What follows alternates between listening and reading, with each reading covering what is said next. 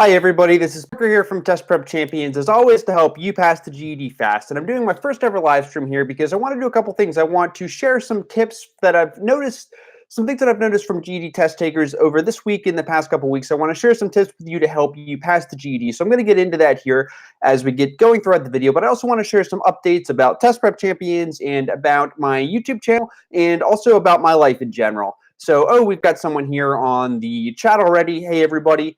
And so I want to start off by addressing something here that some people have been talking about. And if you guys have noticed, I've been flashing a little bit more jewelry in my videos than lately. And the reason is because, yes, this is a wedding ring. I did just get married recently to my wife, and we were together for about 7 years before we got married, and we had a beautiful ceremony. It was on August 10th. So it was about a week or two now, and we had a beautiful ceremony, and we were in Cape Cod for a week or two for our honeymoon. It was absolutely beautiful. It's sad to be back, but I'm also excited to be back here to help you guys. Oh, someone says congratulations.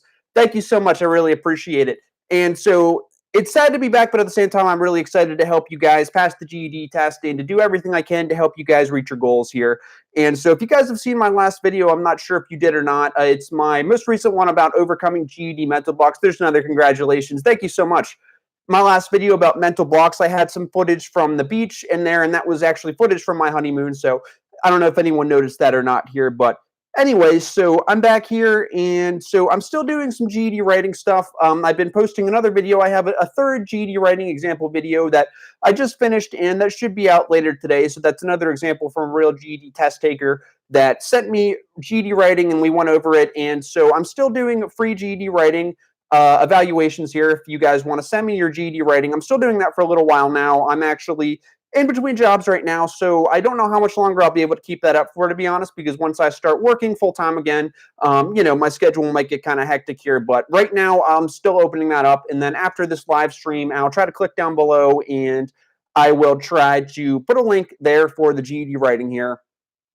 Okay, excellent, excellent. So I love hearing from people in the chat so far. I'm so glad that you guys are here. Thank you so much. And so another update that I have is my GED Science. And well, you know what? If you guys in the chat right now, what sections are you guys still working on the GED? Have you guys passed any of the sections yet? All of the sections, most of them? Because I don't want to talk about sections if you guys have already passed them. But anyway, just to talk about the GED Science here, I do have my GED Science Practice Test Part 2. I've had a couple questions about that, so I do want to get that video out pretty shortly here. And so we'll have that going out. And so also, I want to start doing some new shout outs here. So a lot of people have been commenting on my videos about passing the GED test, which is exactly what I want to see. So I'm always really, really happy to see that, and I'm excited to hear about successful GED test takers. And so what I want to start doing in some of my videos is just taking some screenshots of some comments from people that have passed and just mixing them in there just to give people what I'm going to start calling champion shout outs, because you guys are all champions. You guys work really hard, and I know that you guys are out there studying and watching my videos, watching other videos, and giving it 100%. So I want to honor some people and honor their hard work and their work ethic, and I want to really help them celebrate their success. So what I want to do is want to start putting in some of these champion shout outs for people. And so also I want to do some more videos that are kind of more mindset stuff, because I think that's really important. So I do a lot of the math and I do a lot of the GED test taking lessons, but I also want to start doing some more videos where I focus on mindset and really the psychology behind succeeding with the GED test, because a lot of people do have mental blocks. And I just posted that video about the GED mental blocks, and it's got a really good reception so far. I wasn't really sure how people would. Kim says, help. What can I help you with, Kim? Thanks for joining me here on the chat. But I think that a lot of people do have problems with mental blocks when it comes to overcoming the GED test. And I know there's areas in my life where I, of course, have mental blocks. We all do. But so I made that video where I just kind of took some footage, and I took some footage of me actually talking on the beach during my honeymoon.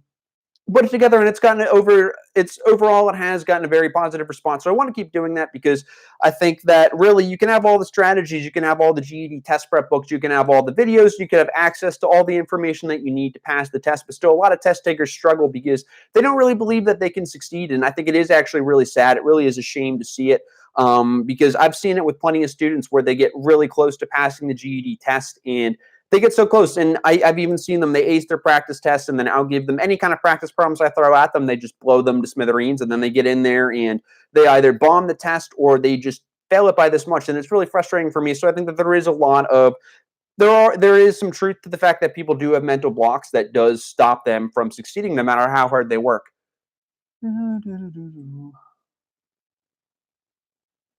Oh, wow, thank you so much. I wish that I could inspire everybody. I'm really, really happy to hear that. I know really that means the world to me to hear that I'm an inspiration. I really do try to be an inspiration here. But yeah, just as I was saying here, also it comes back to motivation too. And there was actually a study, I forget where the study was done. I'll try to link to that down below. But a university study was done. It might have been the University of Colorado, somewhere like that. But they actually studied GED test takers, and they studied what separates people who pass the GED from people who don't pass. And the number one factor they found was desire. That's out of a university study. They found that the number one factor that people need to pass the GED test is that desire. And I think that's really true from my experience, as well as, this is in actual research. So if you have that desire to pass the GED test, eventually you'll do it. So that's what I always tell people, hey, people have trouble with procrastination or trouble getting motivated to study, or is it just because they're lazy? Well, a lot of the time, no, that's not really the whole issue, right? We all have lazy days. I know I do plenty of times, right, where we just don't feel like doing anything. We don't feel like studying, but laziness is not always the issue. A lot of times there's a lot more going on behind the scenes here. And, I'm not a psychologist or anything like that. I'm just, an amateur. I just don't really know that much about how the brain works. I don't think anybody does, but I know a little bit of common sense here to know that, sometimes when people are having trouble getting themselves to work for the GED test and getting themselves to study for it, a lot of it is because maybe they fear failure with it. They fear trying because they know that, hey, if I put all this time into the GED, if I make an investment, if I invest my money, if I go into the test and I fail, people are going to laugh at me. People that I think are my friends or my family, they might even look down on me or judge me for trying to do something here. And also, they don't want to waste their time and their money because it is scary, right? Because you are going to put time into this, you're going to put money into this, and then just to go in and fail after all that, it hardly feels like it's fair, right? So fair failure is really a big issue. And also, believe it or not, fear of success too. And when I hear of people, some people are scared to succeed with the GED test.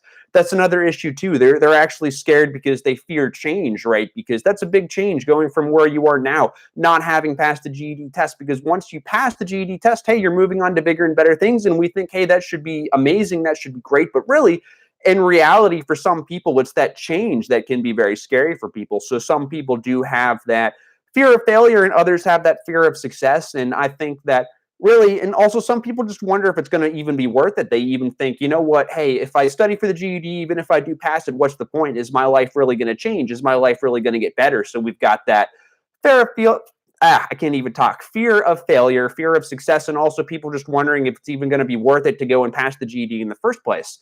And so, any suggestions for prepping? Yeah, sure. We can talk about that here in a second. What sections have you passed yet? That'd be helpful for me to know. Because the strategy might be a little bit different depending on if you're working on math or science or social studies or anything like that. But anyway, to bring it back to what I was saying here was really, I think desire is the number one thing here. If you've got that desire, if you really, really want to pass more than, you want to procrastinate, I think that eventually anybody can do it. And I've seen people do amazing things. I think the oldest person to ever pass the GED test was a 97-year-old woman. I think her name was Evie Aves. There was a news article about that. If I remember, I'll put a link to that down below too. But people say, you know what, I've been out of high school for forever. I've been out of high school for 10 years or 20 years or 30 years.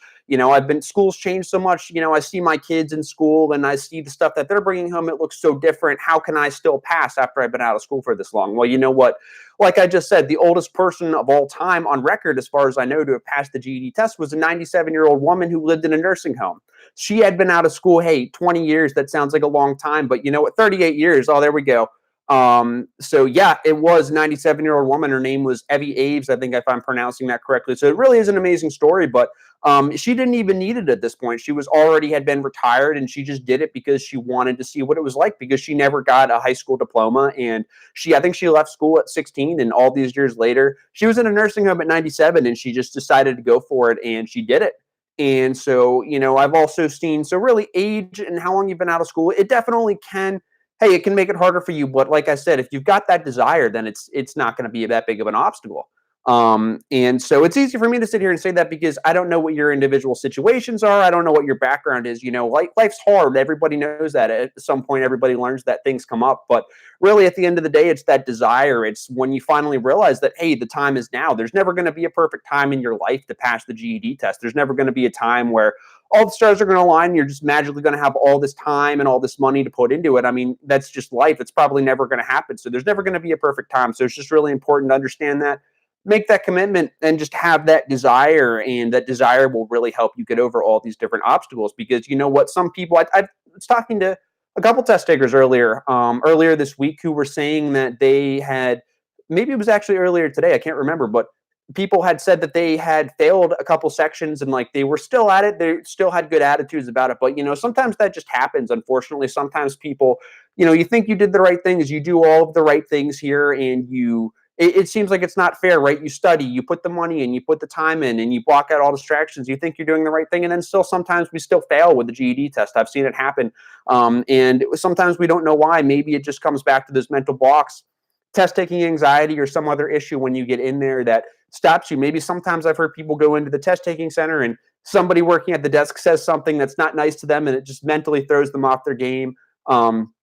For whatever reason, sometimes people just fail, and it can hurt. It can be really bad. But you're going to need that desire. You're going to really need to really desire to pass the test and to better your life. I liked how somebody else said earlier that you know, it's not just a test. It's not just a GED test. It's fighting a war to better their life. And someone said that in the comments a day ago on my YouTube video. And I really, really like the way that they put it here, because if you think about it, it's not just a test. You are out there. You are fighting for a better life. And once you realize that no one's going to do it for you, I mean, I can give you all this information. Other people can give you all this information, but ultimately you have to take responsibility and do it. And, you know, you guys are all here right now watching this. So obviously I'm preaching to the choir, because you guys wouldn't be here if you weren't serious about passing the GED test. So, you know, preaching to the choir here, but it really is about that commitment and realizing that no one's going to do this for you. Nobody can. And you've got to really just let your desire propel you to bettering your life. And so anyway, let me just take a break here and look at the comments here. Thank you for the kind words. Really appreciate it here. If you fail a part of the test, you have to pay to take it over again. In most states, unfortunately, yes, you do. You know what? It depends on your state. So I would have to check exactly on which state you're in. It can vary. In some states, you don't have to pay again. In some states, there's variation on the cost. So yeah, it depends on your state. They should have that information on the GED testing service. If I remember, I'll put some notes down below in the description about that, because I would have to double check based off. I don't know all this different ways they do it in states by memory. But anyway, so really, and like I was talking about, yeah, there was a 97-year-old woman, and also there, I've worked with a student who had learning disabilities, and this was actually during a summer program. He was a high school student, and he needed to, a couple years ago, actually probably 4 or 5 years ago now, maybe longer, back in maybe 2015, somewhere around then. But he needed to pass high school, and he was doing a summer credit recovery program. That's what they called it when I was there. It's basically summer school, but they were calling it credit recovery. And so what they did was he had to pass this class, and I didn't know that he had a learning disability. I actually had no idea. And so I sat down with him, and I got him to do this algebra stuff. Well, I didn't get him to do it. You know, he did it. I just showed him how to do it. And he was working with logarithms and some complicated algebra stuff. And then at the end, he finally passed the test. And so the head instructor took me aside and said, wow, that was so amazing that he was able to do that despite his learning disabilities. The doctor said he'd never be able to learn math. The school counselor said he couldn't learn math because of his learning disabilities. And I just looked at him, and I was completely shocked. This is a true story. Had no idea that he had learning disabilities. And so he was able to do this really complex math stuff. And I think a lot of it was because of two reasons. One, he was motivated to do it. He had that desire to get through and to learn the math. And two, also because I expected him to do well with it. I had no idea that he was learning disabilities. And so I expected him to do well. And therefore, he expected to do well. And that's another thing, is it goes back to having that belief in yourself and that expectation that you're going to do well with the GED test. Because a lot of people have a lot of trouble with math, and a lot of problems with math are actually in your head. It may not seem like it when you're doing math, but you know, math is hard. At one point in my life, I didn't like math. It wasn't until later on when I taught math, and I tried to take a lot of math classes in college, that I actually started to like it, and I started to get better at it. But it takes a while, and a lot of people don't know that. If you're not born as a math person, you know, if you're more a writing person, it doesn't really matter. And so anyway, let me just take a break here and look over here at the chat here. Let's see here. Yeah, no problem. I'll put some notes in that description about paying for a test the second time here. I'm learning a lot from this video. Thank you. This will be shared. Oh, thank you so much. Thanks for sharing. I really appreciate it. Thank you. You guys are the best. I really mean that. And yeah, amazing. She has learning disabilities. That's even yeah, that's a true story. Yeah, I swear that is a true story here. Um, but so you always have trouble. What is it? What are you having the most trouble with right now? Is there a certain section or a certain thing that you're hung up on? Um, so anyway, there was a couple other things here that I wanted to talk about. One thing that I've gotten when it comes to the to stay on the math here, a lot of people have trouble with word problems, and that's understandable because it's a lot simpler when you see little problems with a bunch of numbers.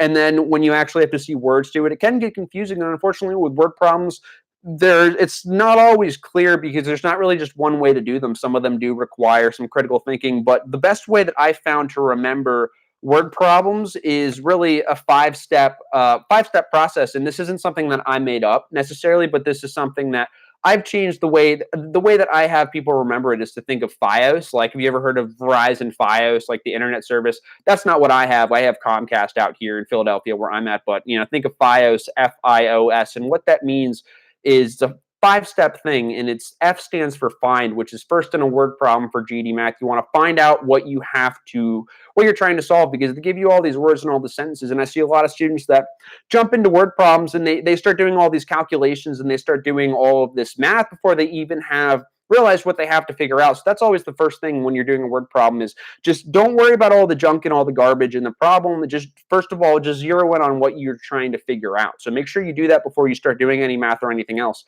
And so, like I said, think of it like FiOS, like Verizon FiOS. And so F is for find. Find or figure out what you have to do, what you have to solve in the problem. And then I is for info. So the first step, figure out what you have to do in the word problem, what you have to find. And then I is for information. Figure out what information is necessary to solve the question, because they're going to give you some information here that is you might not need it. So there's a difference between information that's given to you and information that is necessary. So they might give you some information that's not necessary to solve the problem. And a lot of times they might try to trip you up by doing that.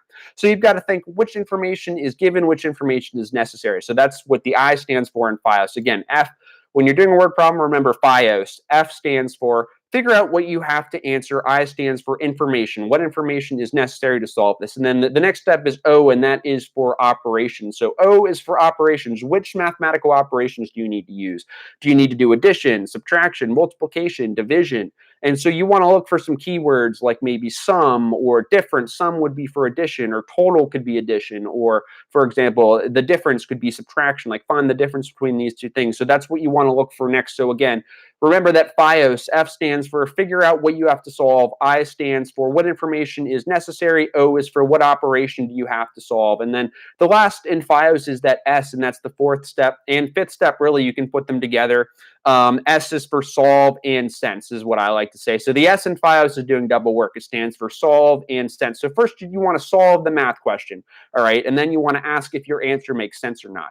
And so really solving the question should be fairly simple if you've already lined it up. If you've identified what you have to find, and then you've identified what information is necessary, then you've looked for the operations and you've thought about what operation you need to use. Do you need to do addition, subtraction? And oftentimes, like I said, there's going to be some keywords in the question that are going to cue you into that. And then lastly, you're going to solve the question and then ask if your answer makes sense. So again, this isn't an endorsement for Verizon FiOS. I don't really know much about it. I have Comcast internet, but I just remember it as FiOS, FiOS.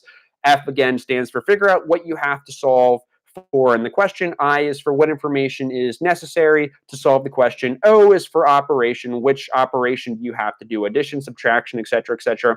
And S is for solve and sense. So solve the question and ask if your answer makes sense. So that's really, I mean, it's not that simple, but if you have some kind of strategy to do word problems, hopefully that helps you out here. All right, let me take a look here. Bad at math. Okay. Yeah, well, just keep going with it. Honestly, math, a lot of it comes down to repetition. And really, first of all, it all goes back to your mindset. It's believing that someday you will get better at math, because you honestly will. You will. If you keep working on the math, you will eventually get better at it. It's just like any kind of skill or anything, really. I mean, if you want to get better at push-ups, if you do push-ups every day, eventually you'll be able to rattle them off. Or if you want to run a mile, maybe run around the block, then run around the block a couple laps. And eventually, if you do that long enough, you'll be able to run a full mile. It's like anything really. If you want to learn a foreign language or a language that's not your native language, if you practice it a little bit at a time, you will get better at it. And at first you're going to be terrible at it, but eventually, you will get better at it. And so that's one thing for some reason when it comes to math and numbers, a lot of people, they miss that. They don't understand that just because you're not good at it now, that doesn't mean that you're not going to get better at it. When you start off with you've got to start off with math problems, and if you work at it, you will get better. It's just like a skill, just like anything. Like when you're a little kid trying to learn how to tie your shoes, at first it didn't work, but eventually through repetition you will get better. So it starts with that belief. You've got to really believe that you will be better at math, however hard this seems to you right now. Eventually you will be better at it. So you've got to have that mindset first, and then after that it just takes a lot of practice, a lot of repetition. Another really good technique for learning math is to practice teaching it. Like pretend that you're teaching it to somebody else. If you've got like a study partner or anybody around that you can actually teach to, then that's even better. But if not, just go in a room somewhere quiet and just pretend like you're teaching. I know it sounds kind of silly, but just pretend like you're teaching a classroom and just walk through the steps of how to do the math problem as if you were teaching it to somebody else. If you can explain it in your own words, that's really, I don't know exactly how it works, but that does help it stick. It really does. So that's one really powerful tip for learning math, especially if you're stuck on something. Just try to explain it out loud. Just start walking somebody, pretending that you're walking somebody through how to solve that math problem. And then wherever you get stuck, then that's whenever you can't explain it anymore. That's the part of the question that you don't understand. So you've got to go back in your notes or get on YouTube or wherever you go for math help and figure out what you're stuck on. But that's somehow, I don't know how it does it, but maybe it rewires your brain or something just by teaching math to somebody else or pretending like you're teaching math to somebody else. If you don't have anyone that you can work with, just by walking someone through a problem, it does help it stick in your head. It really does. So that's one good technique for learning math. Still won't sink in. Sorry to hear that, Kim. Just keep at it. Like I said, repetition is really powerful, especially spaced repetition, where you space the repetition out over time. So like just looking at something, 50 times in one day, it's probably not really going to help it stick that much. You've got to space it out over time. So, watch a YouTube video, then take some notes on it. And when you take notes on stuff, I usually tell people just write down stuff that you don't think that you're going to remember, because if you try to write down everything, you're going to be there all day. Just writing in your hand's going to get sore and fall off, right? So try to write down things that you don't think that you'll remember in your notes, and then maybe later on in the evening, especially before bed, whenever you want to memorize something before bed is one of the best times to review it, because right when you go to sleep, then the stuff that just happened that's most recent is going to get stored in your brain and your memory first. So reviewing anything that you want to try to remember before bed is a really powerful way to make it stick. But it's just repetition in practice, just trying a math problem, getting stuck, and then figuring out how you're going to get yourself unstuck. That will work over time. But it does seem like a lot, because it is a lot. If it were easy, everyone would just breeze through the math, right? But it's not that way, unfortunately. So it just takes perseverance. Don't give up. You'll get better someday. I promise you, if you stick with it, you will get better here. Okay, geometry. I can't understand circles, triangles, area, radius, all that confusingness. Yeah, that stuff can be pretty confusing.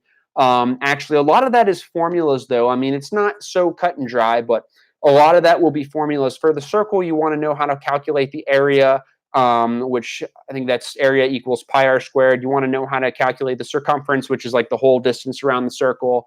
And for triangles, I do have some videos on both circles and triangles. If I remember, I'll put a link to that down below as well here. I don't know if you've seen those or not. Hopefully that would help you out here. But as far as geometry goes, a lot of it is, again, it comes back to figuring out what the question is asking you to do. If it's asking you for the area, then you would have to, obviously use the formula for the area, but it's usually not that clear cut. Like they might ask you to solve for the radius, or they might ask you to solve for something else. But one skill, I don't know if I can write this out so you guys can see it or not here. But so we've got, I don't know if you guys will see this, so this might be might not work, and my handwriting is pretty bad, but so like this is the formula for the area of a circle. Area equals pi r squared. I don't know if you guys can see this or not here, but really to get that radius, that's usually the hard part, because you've got that square there, right? So how do you get rid of that square? I'm not sure if this is what you were asking or not, but this is another thing that I've seen a lot of test takers struggle with lately, because they get confused about it. So they'll see a problem like this. See the YouTube is the camera is reflecting it, so that's probably why it's not working. Okay, maybe I'll make a separate video on that, but basically the camera is flipping it around for some reason. That's why it's not showing up well. But in my latest video on square roots, I did talk about that. I'm not sure if that was exactly what it's one thing that you're having trouble with or not, but it's knowing those formulas and then understanding how to like isolate a certain thing like r squared to find the radius, and understanding that the radius is half of the diameter. So anytime that you have to find the diameter, if you know the radius, you just double the radius. And then if you've got the diameter, you just divide that by 2 or cut that in half. Same 2 words for the same thing, and that will get you the radius. I'm not sure if that's exactly what you were stuck on or not here. Let's see here.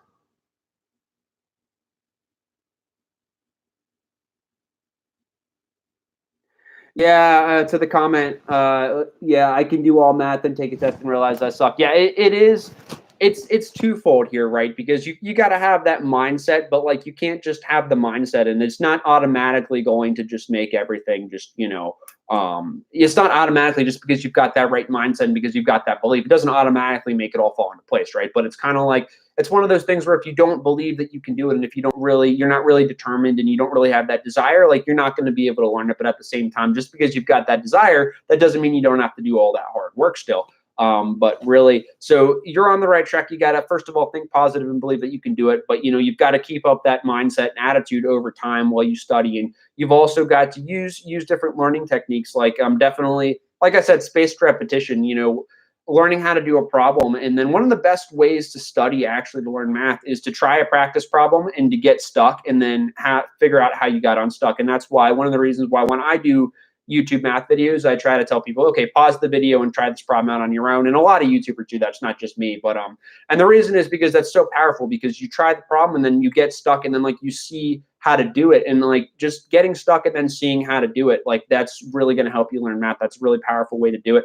And then also just taking a note, writing some notes down about what you learned, and then you can just review your notes. You don't have to keep reviewing the same video over and over again, although of course you can do that. That's not going to be a bad thing, but just having those notes there will help you out here.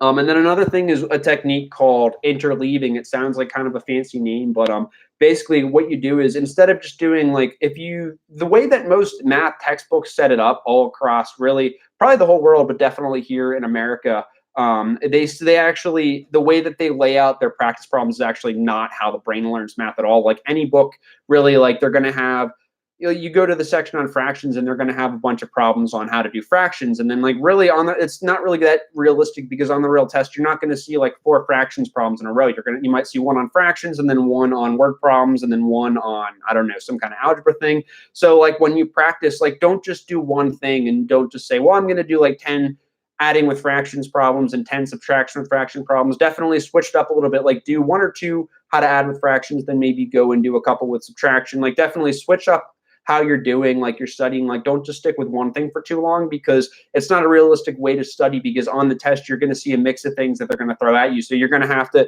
be prepared mentally to switch from doing a problem, say with fractions, and then all of a sudden you're going to have to randomly switch and do a word problem, and then switch and do a problem with geometry. So by practicing like that, you're going to be ahead of the game, because a lot of people, if you just do all triangles problems, you do 20 triangle problems or 10 triangle problems, then you say, okay, now time to do circles, and you do a bunch of circles, and you say, okay, time to do this. That's a great way to learn it, but it's not realistic practice per se, because on the test you're not going to have 10 circle problems in a row, right? You're going to have one circle, and then maybe you'll go on to a problem about word problems, and you're just going to have to get used to like switching from how to do one thing to how to do another. So that's called interleaved practice, and that's when you basically just switch up the type of problem that you're doing. So don't just stick with like one type of problem, like work on a couple problems till you're getting it and then do another type. Hopefully that makes sense. Working on RLA, watched your essay video a couple days ago. Oh, thank you for watching it. I wrote an essay this morning about 50 minutes without proofreading. Any suggestions on English grammar and proofreading? Okay, well, oh, you know what? I think I have your essay, actually. Didn't you just sent me an essay, right?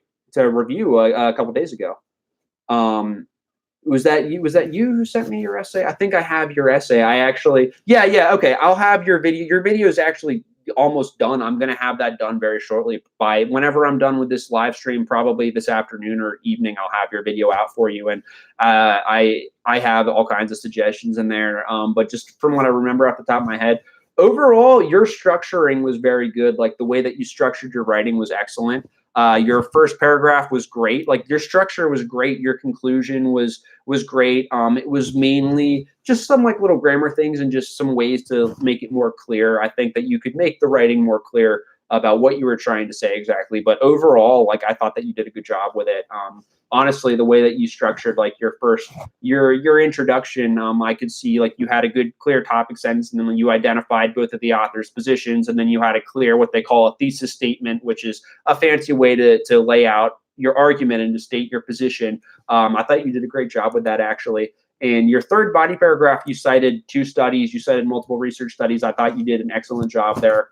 I thought that was definitely the strongest paragraph you did. So just off the top of my head, the suggestions I remembered, one would be try to cite more evidence from the passage in like your first and second paragraphs. You had some logical arguments, you did cite some specific examples, but it's always good to take more pieces of strong evidence from the passage and just put in as many as you can. I think that would help your writing a lot. The only other tip I had for you that I can remember offhand was in your conclusion, you started doing a refutation where you started refuting the weaker article. You started refuting that person's writing, and that was great. You did a great job starting up your refutation and setting it out. But my suggestion would be, instead of introducing a new example in your conclusion, I would rather see you put that in like one of your body paragraphs. Like do the refutation earlier in one of your body paragraphs, because in the conclusion, like it's good to not introduce any new points. And so you didn't necessarily do anything wrong. I don't know that you would be penalized for that on the test, but I just thought that that was something that I wanted to know more about as a reader. As I was reading, I was wondering, you started, I think it was Sophie Thomas was the author of one of the passages. And I remember that you did a refutation, like you basically explained why her argument was weaker, and you had like 2 little examples in there, and you didn't do anything wrong. You did a good job doing that. But I would rather, as a reader, see you do that earlier, like in one of the body paragraphs where there's more room to explain it, and then just make your conclusion very short and sweet. But overall, yeah, your essay was pretty good. So I'll have that video out very, very shortly. So don't worry about that. Basically as soon as I'm done with this, or pretty soon after. Proportion, rate, ratio. Oh, geez, those are very confusing. Maybe I'll do a video on that. Ratio is confusing because really any fraction, like, there's always a ratio. I'm probably making you more confused now. So maybe I'll make a video on those, because let me write that down. That's a good idea, actually. I could probably do a video on that, because if I talk more about all the math stuff without having actual like visuals or anything in front of me, I'm probably just going to get people more confused. So maybe that's a good idea. That'd be a good topic, actually. Okay, the task, TASC, the reading section. You know what? I actually, offhand, I'm not super familiar. I usually do GED. I mean, there is a lot of overlap between, I don't know how you say it, the task. I call it the task. I don't know what other people call it. Are you in New York or somewhere where they have the task exam instead of the GED? There's also the high set. I pronounce it high set. I don't know how it's actually pronounced or not. I do help people with those 2 tests because there's a lot of overlap. But to be honest, I do mostly for the essay. I'm familiar mostly with the GED essay writing. All I remember about the task is I do believe that there is a separate section. Like I think that there's a separate section on the reading, and then like you actually take a whole separate section to do the writing. Unlike the GED, whereas like you take all the language arts, like you do the multiple choice and you do the writing together at one time. I think on the task you can schedule those separately. But I'm not 100%, so I don't want to say anything wrong here, because I'm not. I'd have to check on that. I can make a note on that too, because a lot of people do take the task stuff, and you can totally watch GED prep videos because there is a lot of overlap, but there are some slight differences. So I would have to check on that. But just for the reading section in general, just read slowly and just take your time. They can get kind of tricky, and that's one thing I do actually. I've wanted to do some language arts or some reading, whatever. Different words for the same thing. Language arts section, RLA reading. RLA is probably the shortest way to say it, but I have wanted to do some like practice problem type stuff with the RLA section, but it's kind of hard to make videos of that because you need these big long like passages, and like I'm trying to think of a good way to have that, to show that on YouTube, that it'd be clear for people to read. And I also don't want people to get bored and fall asleep because I tell them pause the video and just go read this passage. But if that would help you guys, I'll definitely do it. I've thought about a way to do that before, because several people have actually asked me about that. And so, yeah, so some people actually have been commenting on that in my YouTube videos. And for some reason lately, I'm not getting notifications of all the comments on my videos. So if anybody watching this has watched my videos recently and they've commented and I didn't respond to you, sorry about that. For some reason, I'm only getting notified of some of the comments. I'm not sure exactly why that would be. But I have seen a couple comments about people asking about RLA, particularly the multiple choice portion. So I can make a video on that offhand. I don't know offhand. I'm not 100% sure offhand how the task does that, but I'm imagining it's probably pretty similar. Okay, let's see here.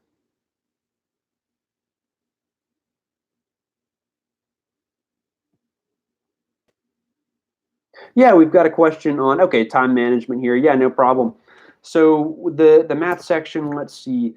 I know that the first 5 questions are, I think there's 46 questions total on the math section, right? And the first 5 questions are no calculator. So the first 5 you're going to have no calculator for, but then after that you're going to have full reign to use your calculator. And so really, I'm trying to think off the top of my head. How does anybody watching this right now remember off the top of their head, how long it's going to be to do the task? Let me check real quick. To do the math section, right? I think it's 110 minutes, but let me just double check really quickly here because I don't want to tell you the wrong thing. I'm pretty sure it is 110 minutes to do the full math section. And you've got those 46 questions, like I said here. So the best pace to go is I would shoot for about a minute a question. But really, before I get into that, though, let me just tell you, Jen. Yeah, it's 115. Thank you, Cam. Yeah, 115. Okay, so it's not 110. It's 115. Thank you, Cam. I knew it was somewhere around there. And yeah, it is 46 questions. And so basically, the way I recommend going through the math section, you can use this for any section, but for math, it's particularly helpful, is to do it in 3 different rounds here. So really, the first round, you just want to go through. So first of all, knock off your 5 questions that you have to do without a calculator. Then I'm talking about the questions that you have to use a calculator for, which is most of the test. Go through it in one round. And if there's all the questions that you see right away that you know how to do and you're confident, just get those out of the way right away. And then for questions that are tricky for you, try them out. But if you're stuck on it for more than a minute and you're not getting anywhere, just use the mark feature on your test. Because so you'll have a button on your actual test where you can mark questions and come back to them. So don't be afraid to use that. So mark those questions that you can't solve in about a minute and just skip them for now and just go through the whole test in one round, right? And then after that, you'll knock off all the easy questions, and then hopefully you'll still have some time left to go back and work on those harder questions. So that would be my advice. Try to do the easy questions first, and then mark the ones that are tricky for you, and then go back and review those after you've secured all your points for the easy questions. Because the worst thing that you can do is work on a question that's really hard for like 5 or 6 minutes. I mean, that's really going to kill your time management, especially if you don't end up getting it right. Because if you work on a really hard question, you put a couple minutes into that, you might, and you don't even get the right answer, you have to guess on it, then you know what's going to happen later on down the test. Maybe there's easier questions, you might run out of time. So to maximize your score, I would go after the easier questions first. And definitely always guess, like don't ever leave anything blank. I mean, that's kind of hopefully common sense, but so hopefully that helps a little bit. But for 115 minutes here, you'll have 46 questions. So I would try to do about a minute a question.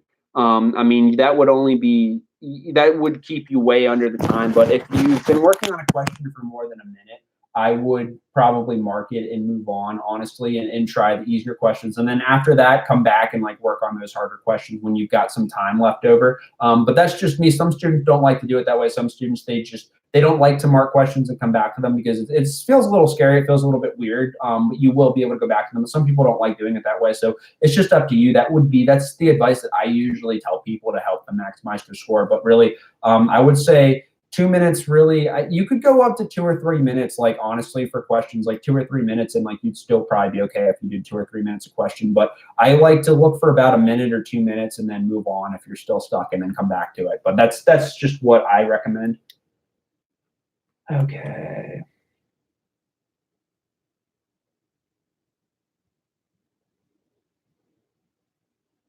I'm just reading the comments here, so that's why I'm slowing down a second here. Let's see here. Reading writing material. I do have most of my videos, actually, I shouldn't say most, all of my language arts videos right now are they are not, they are all on the writing and the essay. I don't have anything out there on like the reading questions yet. Like I said a little bit ago, I do want to do more of those, but I'm trying to think of a way to show the problems that's going to work well, because a lot of those reading questions, you know, they give you these big long passages, and I've been trying to think of a good way that I can show that on the YouTube screen. That's, you know, I mean, because people would probably have to pause the video and just sit there for a couple minutes and read it, or maybe 10 minutes if it's a really long passage. I don't know how long it would take to read those. And I don't want to bore people to death, but and also because I want to make sure it gets on the screen so people can like read it all and like have me talk and explain it. And I mean, it's probably not that hard. I just haven't found a good way to do it yet, but I do want to work on that, because a lot of people have been asking about that, actually, how to do those reading questions. So I know that a lot of people are interested in that, actually. Thank you so much for all the powerful pieces of advice. Oh, you're more than welcome anytime. And thanks for your time and advice. It really helps. Oh, no problem at all. Okay, so we had another question here about, let's see. One thing I don't understand is why 2 negative exponents is equal to 1 positive exponent. Okay, let's see here. Let me think. Oh, so you mean like, so let's say that you have a positive. So in the exponent, you've got your base, and then like you've got that negative exponent, right? So 2 negative exponents, 2 negative. Let me think about that a second here. Let me make sure I know what you mean here. Right, okay. So you've got, oh, so like, for example, like you might have 2 raised to the negative 2, why 2 negative exponents is equal to 1 over 2 positive. Oh, I see what you're saying. Sorry about that. Okay, so 2 negative exponent 2. So we've got a 2 raised to the negative 2. Well, 2 raised to the negative 2, that's the same as, like, you could write that as a fraction as 1 over 2 raised to the positive 2.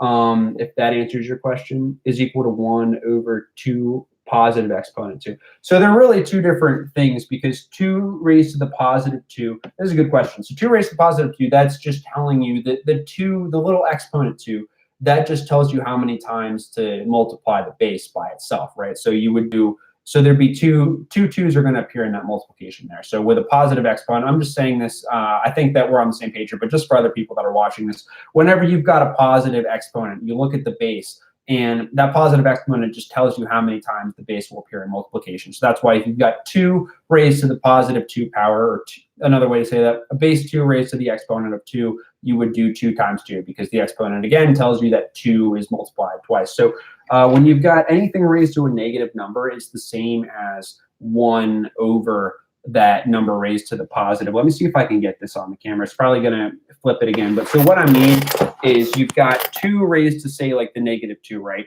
You would then, that's the same as writing 1 divided by 2 raised to the positive 2, which that's the same as 1 over 4, right? 1/4, which would be 0.25. So that's actually a positive number. So it's like a confusing way to write it. Does that answer your question?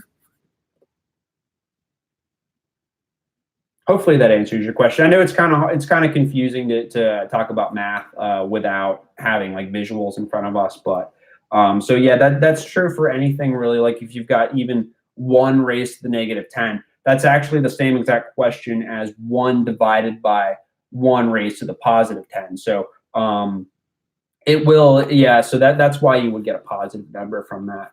So yeah, hopefully that answered your question there. And so just a few other tips that I've seen for GED essay writers here. One is to vary your sentence length. That's actually one of the criteria that you'll be graded on, is to vary your sentence length. So definitely when you're editing your essay, oh, I think somebody had a question about editing their essay earlier on here. Sorry guys. This is actually my first time live streaming and trying to keep on top of all of these questions. So if I skip over something, don't be afraid to just put it up here again. Or was that, okay, that question about editing, I think that was actually from the test taker. I think that was from Long, who I actually have a video from that. So that'll go out later on here. I'm a little scatterbrained here. Somebody else asked about editing. Not sure if that was it or not. But so when you edit, just go back and vary your sentence length, definitely. Just pick a sentence that is about your average sentence length and just try to shorten it. So just like a little, just short sentence here and there, like a sentence that's only maybe a few words. Like obviously make sure that it's a complete sentence, but that will actually help boost your score actually. And so it's some kind of algorithm that grades your essays, as far as I understand it. It's not even a real person, and like, so it's like a machine. It's some kind of algorithm. I'm not sure how exactly it grades it, but I know that it looks for things like it can look for things like that. Like it'll look for the way your essay is structured. It'll look for your correct grammar. It doesn't care about spelling, which is strange though. As long as you don't have to worry about spelling on the essay, as long as you get the words mostly correct. And so also another tip here would be semicolons and colons and even exclamation points, question marks. I would try to limit anything. Like if you don't know for sure that you're using something the right way in your writing, just leave it out. Just don't do it. Just don't even put it in here. I would stick mostly to periods and even commas, periods and commas, but just be careful. Like if you want to use an exclamation mark or if you want to use a semicolon or something like that, I would just caution you unless you're 100% certain that you're using it the right way, because it's kind of like high risk for no reward. Like you're using something kind of fancier in your writing, and it's not necessarily it's not necessary to get a good score on the test or even a perfect score. Then one other thing is transition phrases, which actually a lot of the essay examples that I've been going over, most of the writers have been using transition phrases and transition words. And you definitely want to always start off your body paragraphs with transition words. So you could say first, comma, or in addition, or second. There was a GED test taker who got a perfect score on the GED essay, and I think it was every body paragraph, or for maybe the second and the third body paragraph, they started off with in addition, comma, and like they started off, I think maybe all their body paragraphs with in addition. But that's a good transition word. So just use transition words or transition phrases. A transition word would be like first. A transitional phrase would be more words than just one. Like it could be like on the other hand or something like that. But just use those transition words and vary your sentence length, and that's going to boost your score. Because like I said, there's an algorithm that's actually grading your essays, and that algorithm will look for things like that somehow. I'm not sure how it works, but anyway. Okay, let me take another look here. Do I give one-on-one tutorials, and if so, what's your rate? I haven't actually. I mean, a lot of people are interested in that, so I've been thinking about rolling out some kind of a. I used to do in-person tutoring a lot. I actually used to do that full time a couple of years ago. I have been thinking about doing that actually. So you know what? That's a good question. I really appreciate your interest in that you're asking. I really do. That's another thing I'll have to check on, because I've been thinking about setting up like tutoring or something like that. I have been thinking about that a lot lately. So you know what?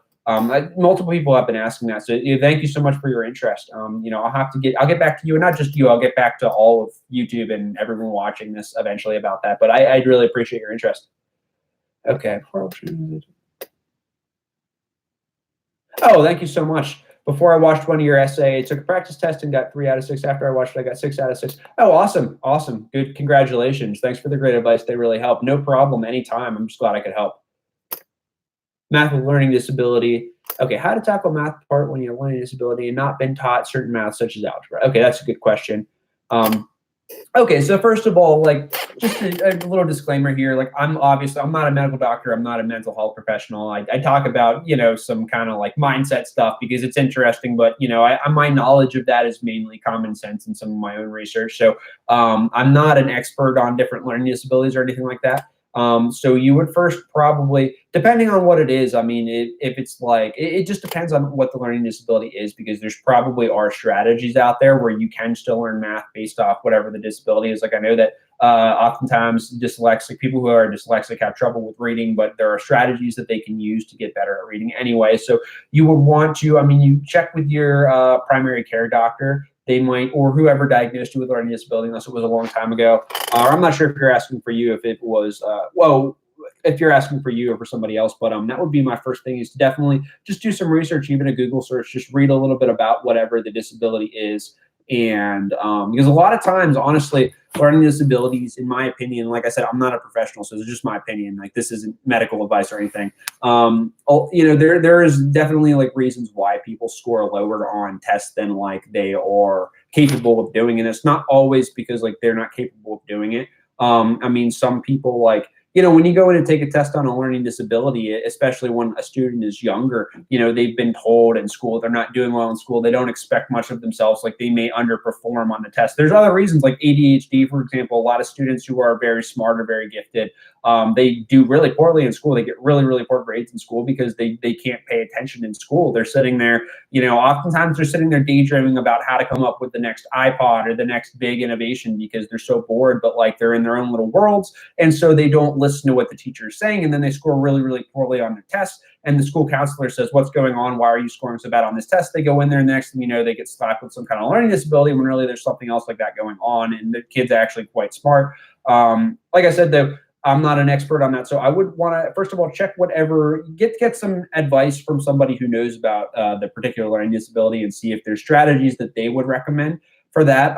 But other than that, I would just be realistic with your expectations. If you're not great at math, like I've been saying throughout this video, that doesn't mean that you're not going to be able to get better at it. You just might need to break it down more slowly. And another really powerful thing for math is your focus, is putting your concentration on one thing at a time. I mean, whatever you focus on, that's going to, that's going to expand. So, it means things like turning off iPhones, turning off distractions, clicking out of other tabs on your computers, trying to go somewhere quiet. I mean, it can be hard sometimes, but and just putting 100% of your concentration and 100% of your effort on the math in front of you. And that can, over time, like that, just by concentrating on math and just putting your focus on it, because people aren't used to doing that. They're not used to just sitting with a math problem and wrestling with it and struggling with it and trying to understand it. But just by doing that, like that will help. And like I said, especially, I'd be interested to see if this would work well for people with learning disabilities or math issues. But a lot of the time, it's that technique of just teaching it, of just working in a small group, or just taking that problem and just taking a problem that you're stuck on or that you've just gotten down and practicing teaching that out to somebody else, explain it to somebody else so that they can understand it. That is a really, really powerful technique for everybody to learn math, but that's a good technique, especially for people with learning disabilities, to learn math. And just repetition as well. I mean, the basic principles of learning, repetition and practice. Practice test is another proven way to boost your score by a lot. Actually, there's another big study done that at the GED testing service actually funded the study. They did the study where they looked at a group of people who took GED classes but didn't take a practice test, and they looked at self-studiers, individuals who weren't in a practice class, who weren't in a prep class, and just took a practice test. And the group that just did a practice test but didn't take a class actually outperformed the group that was in a GED prep class but didn't take practice tests. So practice testing is really, really powerful. There's actually science on this. It's called the testing effect. It's found that just by testing yourself and taking practice tests, it boosts your retention on the material. So that's something else to think about there as well.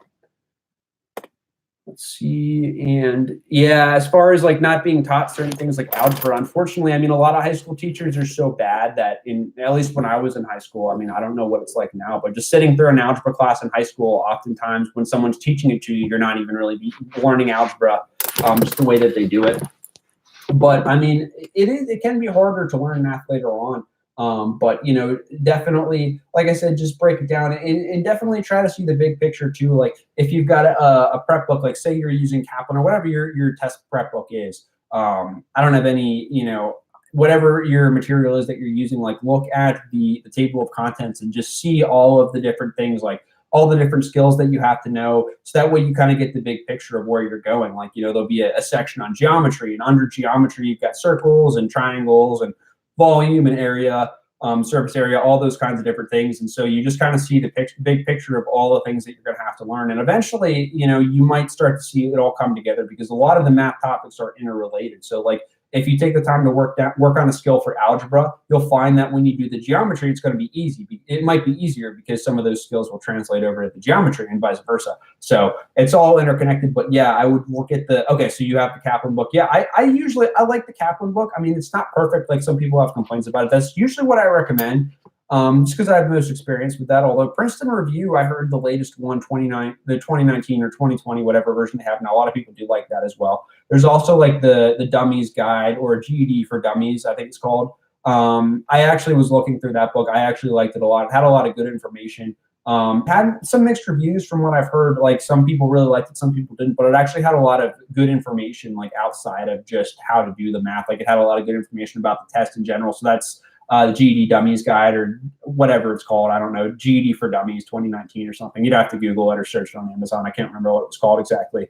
But yeah, I would recommend take the Kaplan book, and if that's what you have, just look at like the table of contents for the math. Like look in the front at like how it lays out all the topics, like, in there, and it'll tell you, okay, go on this page for this, you know what I mean? And so then you can just kind of get the big picture of all the stuff that you'll have to learn. And then as you study or as you practice with your book, just, you know, if you feel comfortable writing your book, you can put a little X next to the topics once you've started to master them. And like that kind of helps you see the big picture of like what's going on here. But another thing is just giving it time, like just working on something, getting stuck, getting confused, taking a little break, going out for a walk or going get some exercise or coming back to it even the day later, like, you know, repeated stabs at problems, like take multiple stabs at math concepts that are confusing to you. And like over time, you will get it. Like I said, if you get stuck on a concept, say circles or triangles, and you're just not getting it, just go take a break, cool off for a little bit, or even put the book away for the day and, you know, say, who cares for today? Come back the next day and try it again, you know, and you still might be confused, but you might learn a little bit more. And then you get, you know, you get stuck and you get frustrated. Just put the book away or go work on something else. Come back to it later the next day or later that night. And eventually, if you just keep coming back to it over and over again, you know, get some sleep in between, like your brain will process it while you're sleeping. I know it sounds kind of crazy, but even in the background, like your brain will process the information and then you'll come down one day and it might end up making sense. I know that sounds kind of far-fetched, but I mean, there's actually also science behind that. Okay, let me see what other questions here. Math word problems is very hard for me, but I always practice. Good, keep up with the practice. Keep up with the practice, definitely. Okay, let's see here. I almost watched all of your videos, sir. Thank you so much. I'm really glad to hear that. Some of my early videos are actually not the best. I mean, I still have them on my channel, but I mean, I'm always working on getting better. I mean, is my audio okay? Can you guys hear my audio okay? I'm always trying to figure out my audio and how to get my camera to work right. Like I don't really know much about videos or doing all that kind of stuff. That's kind of stuff I've been learning. We're really just kind of trial and error, and people tell me in the comments if the audio is bad or this or that. Okay, so let me keep going down here. Let's see, social studies and science, I read the book, and then do a lot of practice questions online and on app. Math is the easy thing for me. Yeah, it is all about practice. Very well said. And the good news is usually the math, the two hardest sections most people say are the math and the language arts, or the RLA, whatever you want to call it. And that's what most people say that. Not everybody, but you know, so I don't want people out there to think that, oh, social studies is going to be a cakewalk or science is going to be a cakewalk, because some people do really struggle with social studies and some people struggle with science too, and that's perfectly okay. But usually it is the math and the reading and the RLA that is the hardest for people. But for the science and social studies, your best bet is to practice a lot. Just read the book and practice. If you've got like a prep book, read through that book and do practice exercises. But really, almost like you can just go online on the GED.com and just try a practice test or look at the free questions that they have on all available on there. And like that might even help you, honestly, just get how to do the science and social studies. So tips for people that are working on social studies and science, you know, a lot of that is just reading comprehension. It's primarily reading comprehension. I mean, having some kind of knowledge going into it can be helpful. Like if you've got a basic understanding of history and you've got a basic understanding of like the Constitution, the Bill of Rights and stuff like that, that will help you with your social studies, but you don't necessarily need to do that. Same with the science. Like there are a lot of topics on science that it is good to have going in. Like one that you should know for science though is mean, median, mode, and range. How to find the mean, the median, mode, and the range and do those calculations. That stuff you really should know before you go into science. So people always ask, do I have to memorize stuff for science? And really you don't, but like knowing mean, median, mode, and range, which you also have to know for math, you do want to know that for the science section. Being familiar with things like photosynthesis is good. The scientific method is usually something big. But any prep book that you're using, like that's, you know, any good prep book is going to cover those things. But really, there's not much to memorize for those sections, other than you do need to know how to do mean, median, mode, and range. And then also some like conversions, like how to convert from inches to feet and Celsius to Fahrenheit with temperature. But that's kind of like a math thing, but that does show up on the science section too, for some reason, for some people.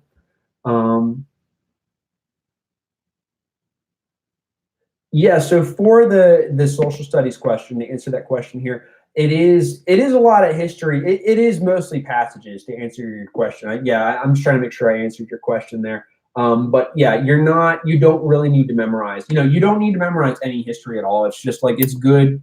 It can be helpful for you, but I mean, I wouldn't spend much time memorizing it. Like what some people like to do is they watch a YouTube channel called Crash Course, I think it's called, where they basically just cover all kinds of like parts of history. It's just a YouTube channel called Crash Course. A lot of people like they'll watch that, and that helps them just get the basics of history. But you don't have to memorize any dates or any facts or anything like that. But just having a general understanding of like the Bill of Rights, the Constitution, that kind of thing, people say is helpful. Hopefully that answers your question there. Okay. Oh, thank you. Thank you so much. I just want to let you know that you're awesome. Keep doing what you're doing. You're awesome as well. So is everybody here. You guys are the best. It really means the world to me that you guys are here listening to me right now. It wasn't that long ago. I really just started making math videos because I tutored and I taught for a long time, and it was so rewarding for me to see people master GED math and other sections of the GED as well, because that's actually is one of the most rewarding things for me is GED math, honestly, because a lot of people they've never seen themselves as good math people before. They never thought that they could do it, and like after they finally do get it and they finally do break through, or they at least learn enough to pass the GED math section, like it really does, like can change your whole life. It can really, because that's really not being good at math or not feeling like you're good at math. It can be an insecurity that like really a lot of some people like they'll go around through life thinking, oh, I was never good at math, so I'm not smart, and that's just completely ludicrous. It really is. I mean, some people think that, oh, like I never got math in high school. I didn't understand it when it came to reading and history and other stuff like that. I was okay with that, but I wasn't that good with the math. And so I'm just not a smart person. And that's just completely not true at all. Babies, like little kids, like babies, you can put them in an environment, or the little kids where people are speaking multiple languages, and by the time the kid's 4 or 5 or 10, they can speak multiple languages. I mean, the human brain is amazing. You can really learn anything. It just takes time. It takes repetition. It takes focus. It takes discipline. It definitely takes perseverance. It takes the right mindset, but it also takes trying those different learning techniques that I was talking about. Like when you're watching a math video, for example, pause it, try the question on your own, then unpause it and see where the chips fall, see what you were stuck on, and that should help you out there. So anyway, my laptop battery is very low. Does anyone have any other questions here? If you've got any other questions or anything you wanted me to try to address, you can post it now. I'll wait a couple seconds here, give it a little break here. See if anyone's got anything else here. Trying to think if I had any other announcements that I wanted to make about my channel or anything. Also, are there any other videos that you guys would like me to make? Anything else that you guys had in mind? Because I know that there's a couple ideas here for more future videos that I know that people wanted, so I'm going to try to finish those. But if there's anything, other thoughts, feedback, suggestions, whatever, you can let me know in the comments. And if not, hey, that's fine too. Okay, it doesn't look like we have anything, but thank you guys so much for hopping on here. You guys are the best. I've said that multiple times, but I really mean that. It really means a lot to me that you guys are listening to me. I'm literally here in my living room recording this. My cat's somewhere around. I'm not sure where, but I'm just doing this, and you guys are actually listening to me, and I really appreciate that. It really means the world to me that people actually are interested in what I had to say and that I'm able to help you guys.